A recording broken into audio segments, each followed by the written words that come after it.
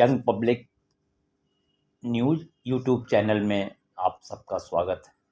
सरकार देश की साहित्य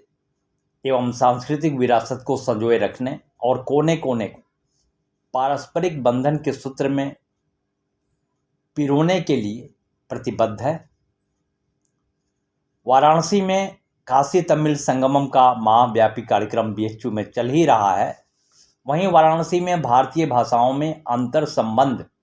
एवं हिंदी भाषा में शोध के नए धरातल कार्यशाला का राष्ट्रीय आयोजन संपन्न हुआ। कार्यशाला को संबोधित करते हुए महात्मा गांधी काशी विद्यापीठ के वरिष्ठ प्रोफेसर, समाज चिंतक, भाषाविद प्रोफेसर निरंजन सहाय ने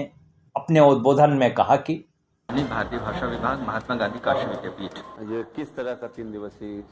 राष्ट्रीय संगोष्ठी? भारतीय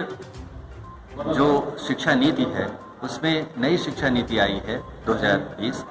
और नई शिक्षा नीति ने इस बात की प्रेरणा दी है कि भारतीय भाषाओं में अंतर संबंध के जो तत्व हैं यानी बहुभाषिकता के तत्व हैं, जीवंत और प्राण तत्व, उनकी पहचान की जाए और जो मातृभाषाएं हैं उनकी ताकत को समझा जाए और हमारी शिक्षा प्रणाली में भारतीय ज्ञान परंपरा भारतीय भाषाओं के माध्यम से किस तरह से प्राण वायु के रूप में काम कर सकती है, इसकी प्रस्तावना राष्ट्रीय शिक्षा नीति ने रखी है। और यह जो आयोजन है हमारे शोधार्थियों और शोधार्थिनों के लिए कि वे भारत की बहुभाषिक ताकत को समझें और अस्मिता के जो विभिन्न तरह के सवाल हैं उन्हें मातृभाषाओं के आलोक में समझें और उसके बाद जो शिक्षा नीति है उसमें मातृभाषाओं की ताकत, बहुभाषिकता की ताकत को समझें और शोध के जो नए धरातल हो सकते हैं उनके बारे में उनकी समझ पुख्ता हो। क्योंकि आमतौर पर जब भाषाओं में शोध होते हैं उसमें कवि और रचनाकारों पर शोध तो होते हैं, लेकिन भाषाओं के जो आपसी संबंध है, अंतर संबंध है, उन पर काम नहीं होते हैं। यह आयोजन इस मामले में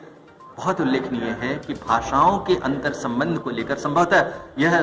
उत्तर प्रदेश ही नहीं देश का पहला कार्यक्रम है जिसमें भाषाओं के अंतर संबंध को लेकर हम काम कर रहे हैं और उसमें शोध की जो संभावनाएं हो सकती है उसकी तलाश कर रहे हैं। हम धन्यवाद देते हैं भारतीय भाषा समिति जो प्रधानमंत्री की सलाह पर बनाई गई है राष्ट्रीय शिक्षा नीति के कार्यान्वयन के लिए। शिक्षा मंत्रालय, भारतीय भाषा समिति ने हमें आर्थिक सहायता इसके लिए मुहैया कराई है और हम यह आयोजन कर रहे हैं जिसमें तमाम तरह के लोग भाग ले रहे हैं। इसमें दक्षिण भारत से भी विद्वान विदुषी आए हैं और यहाँ के भी लोग हैं और हम भाषा के बहुत सारे मुद्दे को यहाँ पर हल करने जा रहे हैं।